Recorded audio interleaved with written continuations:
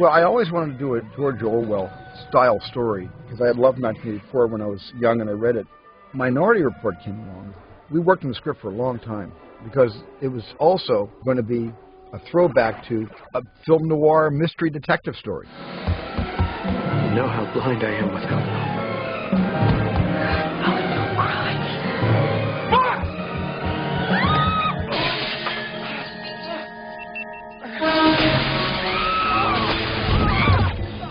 So aside from all of the political parallels to the post-John Ashcroft era of how many of our civil liberties are willing to give up because the government tells us we have to in order to protect us better from terrorism in the shadow and the aftermath of 9/11, the film is totally informed by that. Well, let's not kid ourselves. We are arresting individuals who have broken no law. But they will. The commission of the crime itself is absolute metaphysics. The precogs see the future, and they're never wrong. But it's not the future if you stop it. Isn't that a fundamental paradox? Yes, it is. So it was a hybrid movie for me about my love of film noir and at the same time, and my love of a good old-fashioned murder mystery yarn, and then all the political implications that were involved in free will and knowing what your future is, and if the government can ever get control of what you're going to do with your future, if it's going to harm somebody, does government have the legal right to literally put you out of commission for the rest of your life because of a murder you haven't yet committed, but the government is certain you will? He's been identified on the Metro. Look, knowledge of what's going to happen 5 minutes from now, will give you ultimate power. There is no greater power than foretelling the future with a certainty. And one of the most exciting scenes I had to shoot in Minority Report was the scene where Agatha has to take Anderton, played by Tom Cruise, through a shopping mall undetected by people who are looking for him or who may recognize him because now he's a fugitive from law.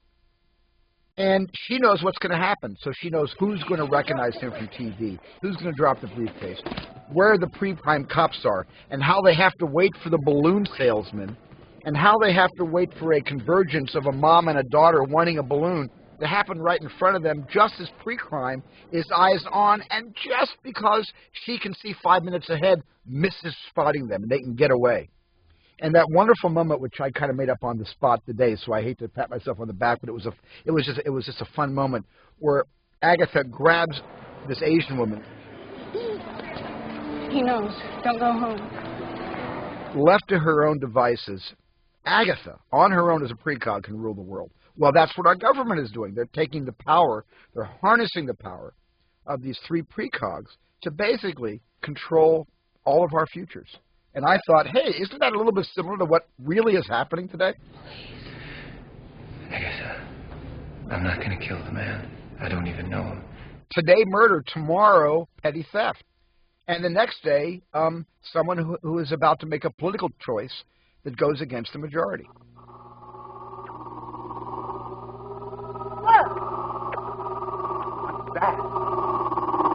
I did make a movie when I was 15 and 16, my first sound movie, on 8mm. It was called Firelight. It was a story of these blue and red, very aggressive firelights that come down and char us into a little pile of cinders. And I thought, oh my God, what a hypocrite. I've been making these movies declaring that I'm kind of like the ambassador of goodwill between them and us, and I started out my whole life making a movie about aggressive aliens. Debbie, it's Firelight. Get down.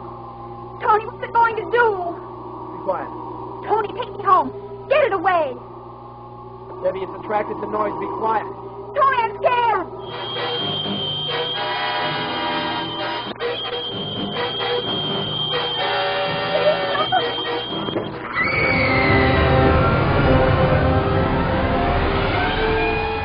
I think a lot of War of the Worlds is about our response to terrorism, because we don't see the aliens for quite some time. We just see their machines. Get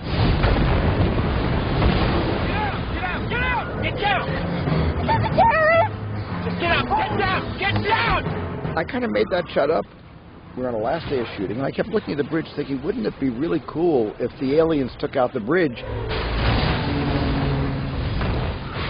and turned it over to Pablo and Dennis Murin at ILM, and they took the bridge out through the magic of digital photography.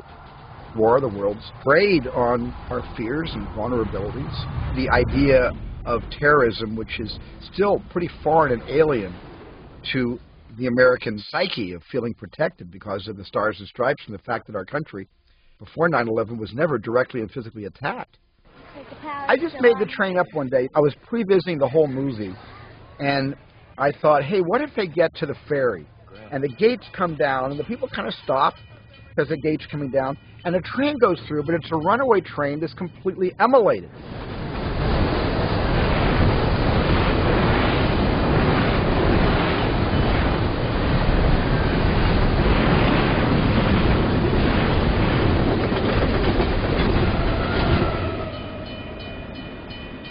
And then when the train clears, the gate goes up and the people walk to the ferry. That was just an idea I had when I was pre-visiting the movie. I called David Koepp and he put it in the script, and it became one of the moments in the movie that suggested a lot more is happening that we're not showing the audience.